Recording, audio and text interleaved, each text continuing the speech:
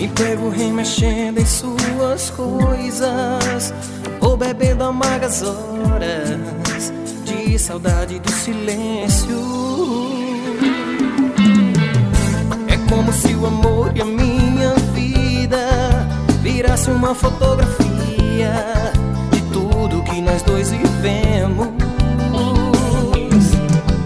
Enquanto os dias passam